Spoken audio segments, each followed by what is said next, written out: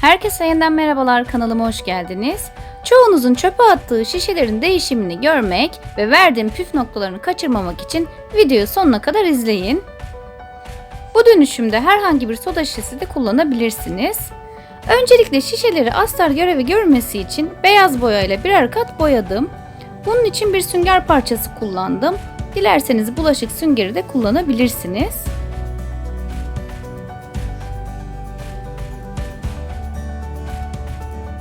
Kullanacağım renkler pastel tonlarda olduğu için öncelikle beyaza boyayınca daha çabuk kapama sağlıyor. Eğer koyu renkler kullanacaksanız astarlama yapmanıza gerek yok.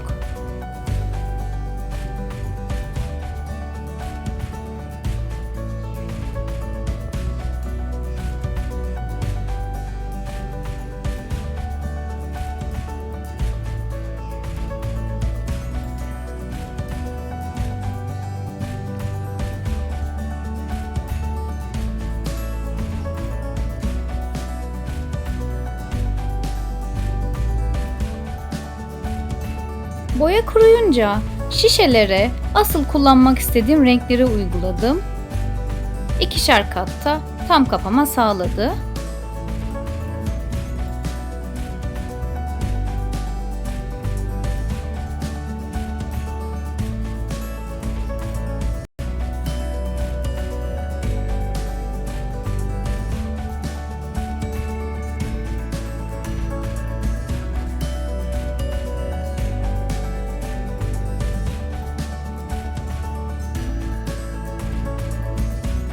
Elimde bulunan bir dekupaj kağıdından parçalar kestim.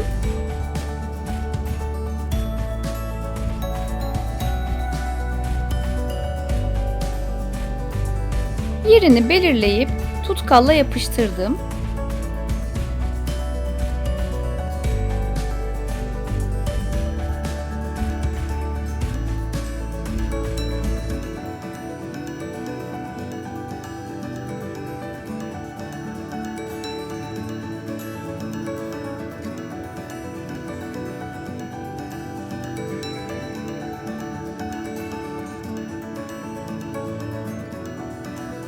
Üzerine bir kat daha tutkal sürdüm.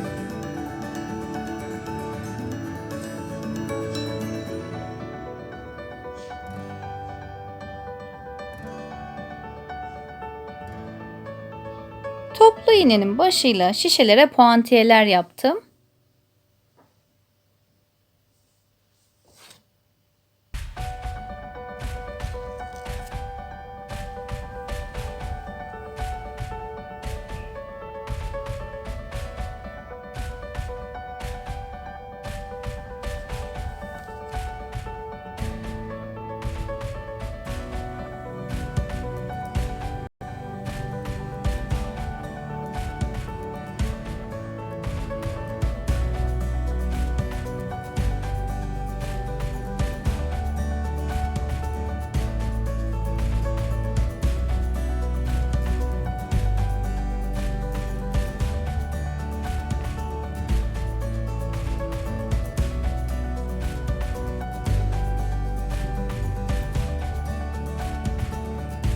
Boyama işlemleri tamamlanınca su bazlı vernik sürdüm.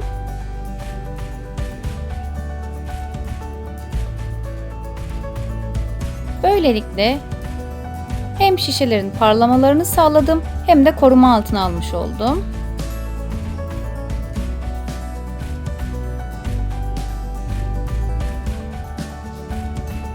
Son olarak incilerle süsleme yaparak dönüşümü tamamladım.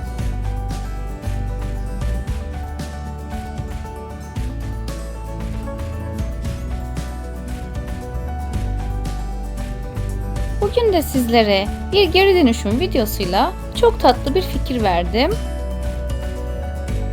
Videoyu beğendiyseniz eğer beğen butonuna basmayı ve kanalıma abone olmayı unutmayın. Bir sonraki videoda görüşmek üzere diyorum ve hayırlı bayramlar diliyorum.